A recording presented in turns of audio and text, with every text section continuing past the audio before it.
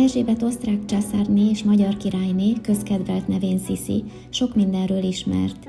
Feltűnő szépségéről, elegáns stílusáról, romantikus és érzékeny lelkületéről, a lovak és az utazás iránti szeretetéről, de leginkább nyugtalan természetéről és a tragédiákról, amik végigkísérték az életét. A magyar kultúra és történelem iránti érdeklődése párosult a magyar emberek iránt érzett tiszteletével és szeretetével. Kevés annyira népszerű, legendás királynő akad a magyar történelemben, mint Sisi. Már életében is nagy tiszteletnek örvendett a magyarok körében, és ez a vonzalom a halála után szinte rajongássá nőtte ki magát.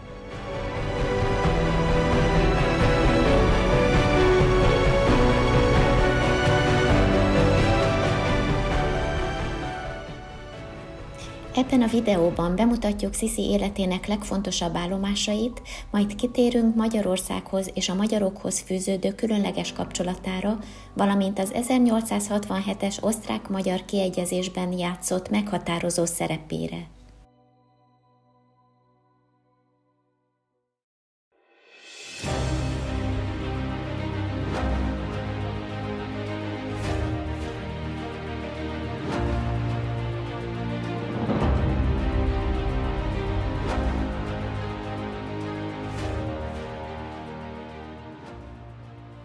Sisi 1837. december 24-én látta meg a napvilágot Miksa bajor herceg és Ludovika bajor hercegnő harmadik gyermekeként. A kötöttségektől mentes, boldog gyermekkorát a bajorországi Possenhofeni kastélyban és környékén töltötte.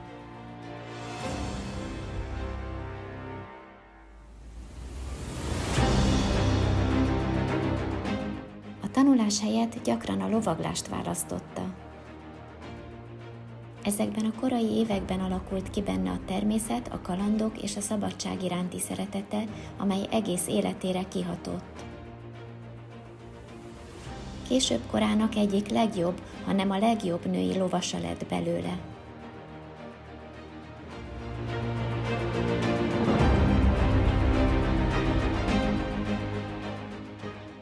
Miután 1854. április 24-én feleségül ment első Ferenc Józsefhez, megkapta az osztrák császárné címet. A bécsi udvarban az első időkben etikettet és történelmet, valamint angol, francia és német nyelveket tanult. Később megtanult magyarul és görögül is. Napjait a császári udvarban a kezdetektől fogva a protokollnak és a szigorú elvárásoknak való megfelelés jellemezte, amelyeket főként Sisi anyósa, Zsófia hercegnő kényszerített rá.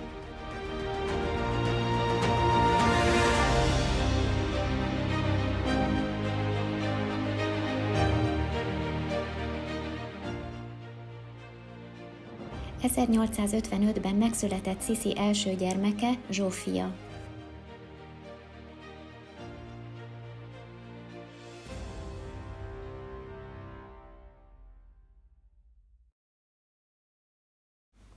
Őt követte Gizella 1856-ban, majd 1858-ban a várva várt trónörökös, Rudolf.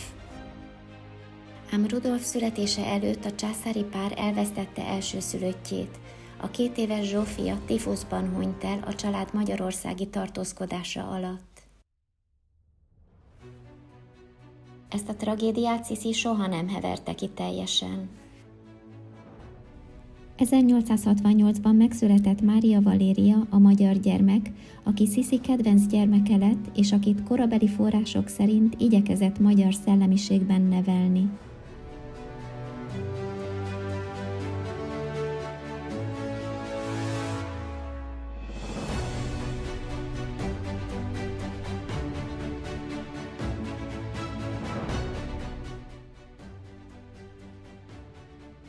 Sisi nem vehette ki részét gyermekei neveléséből és oktatásából, ez a feladat teljes egészében a császári udvar hatáskörébe tartozott. Mivel általánosságban is szigorú előírások szerint kellett élnie életét, elkezdett azzal foglalkozni, ami fölött csak ő rendelkezhetett, a saját külsejével. Szigorú diétának vetette alá magát, és külön edzőtermet rendezett be a Hofburgban. Emellett rendszeresen lovagolt és úszott, és szoros fűzőt viselt. Így egy életre meg tudta őrizni karcsú derékvonalát, amire büszke is volt.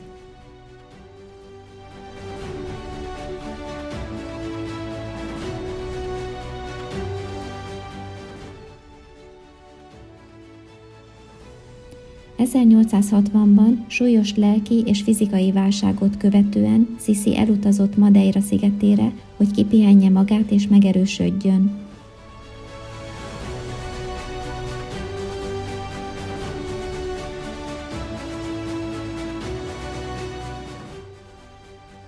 Ez volt az első hosszabb utazása, amit számos több követett, egyebek között Egyiptomba, Görögországba, Olaszországba és Angliába. Amikor 2 évvel később visszatért a Hofburgba, elkezdte megkérdőjelezni a dinasztia konvencióit, előtérbe helyezve személyes érdekeit.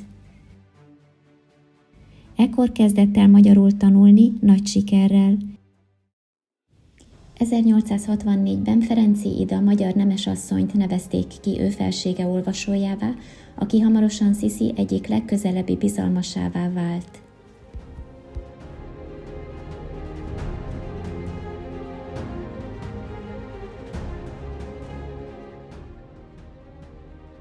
Sisi nagyra értékelte a magyar irodalmat, és egyebek mellett Eötvös József és Jókai Mór műveit olvasta.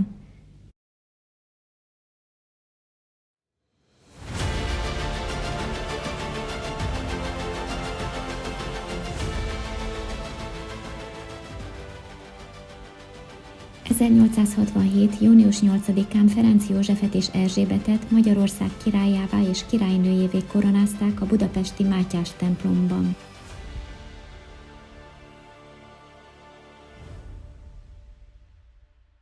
Nászajándékul a gödöllői barokk kastélyt kapta a királyi pár a magyar kormánytól.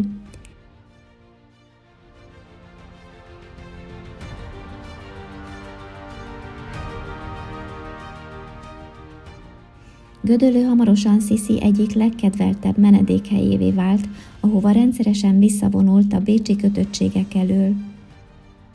A császárné kedvenc sportjának, a lovaglásnak is hódolhatott a kastély hatalmas parkjában.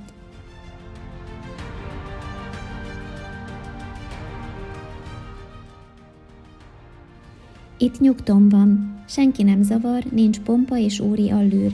Semmi nem stresszel, egyszerű vidéki életet élek, egyedül is kimehetek nagyokat sétálni, írta egyik levelében az anyjának. Sisi idilli életmódja hirtelen ért véget, mikor fia Rudolf koronaherceg 1889-ben öngyilkosságot követett el, miután megölte szeretőjét, Metszera Máriát a Mayerlingi vadászházban.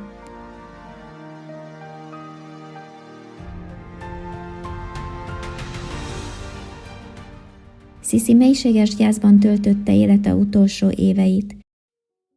Hogy vigaszt találjon és hogy meneküljön a szigorú bécsi udvari élet elől, sokat utazott. Férjét bátorította Katharina Schratt osztrák színésznővel való kapcsolatában.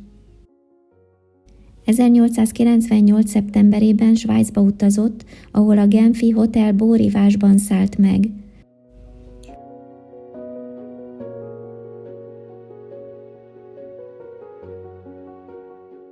A végzetes szeptember 10-i napon a genfi kikötő felé tartott, hogy hajóra szálljon, amikor az olasz anarchista Luigi Luccini egy éles tárggyal neki támadt.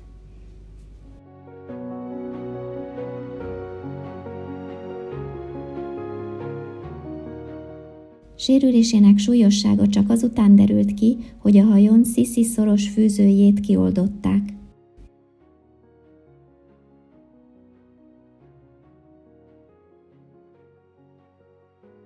Halála nem csak Ferenc Józsefet viselte meg, az osztrák-magyar birodalom egészen mély gyászba borult. Magyarországon Magyarország őrangyalaként vagy Magyarország új Szent Erzsébetjeként kezdték emlegetni.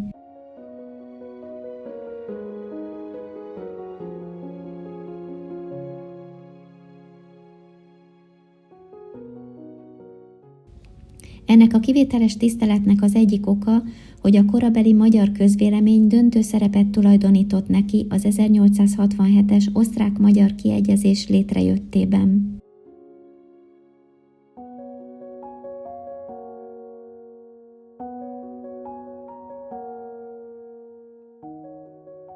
Tény, hogy a politika iránt oly kevéssé érdeklődő Sisi birodalmi hitvesként minden rendelkezésére álló eszközt felhasznált Ausztria és Magyarország megromlott viszonyának helyreállítására.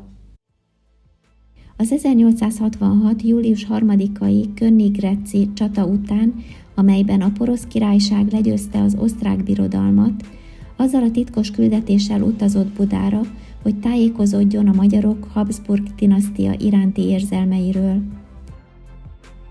Sisi a tervezett rövid látogatás helyett Budán töltötte a háborús időszak hátralevő részét. Innen sok levelet küldött férjének és a bécsi udvarnak, melyben a Magyarországgal való megbékélést sürgette. 1866. július 13-án kétségbeesett levelet írt, amelyben Andrássy Gyula gróf miniszterelnökké való kinevezését kérte.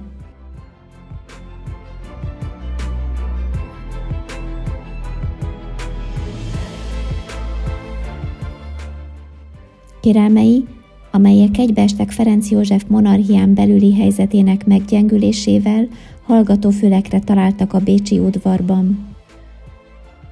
1867-ben a császár beleegyezett a kiegyezés tervébe, amely visszaállította Magyarország hagyományos jogait és biztosította a függetlenségét a kettős monarchia keretei között.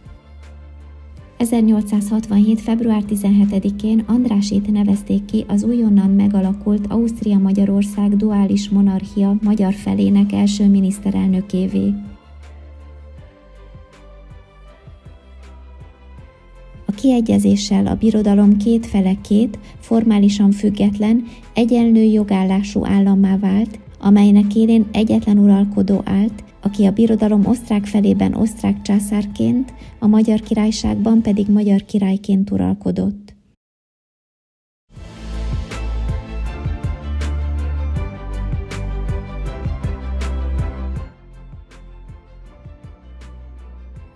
Sok igazság van a mondásban, hogy minden nagyszerű férfi mögött egy nagyszerű nő áll. Sisi politikai érzéke, a magyar autonómia iránti elkötelezettsége és gróf Andrássy Gyulával való jó kapcsolata nagy mértékben hozzájárult a kettős monarchia létrejöttéhez és az osztrák-magyar monarchia stabilitásának biztosításához az elkövetkező években.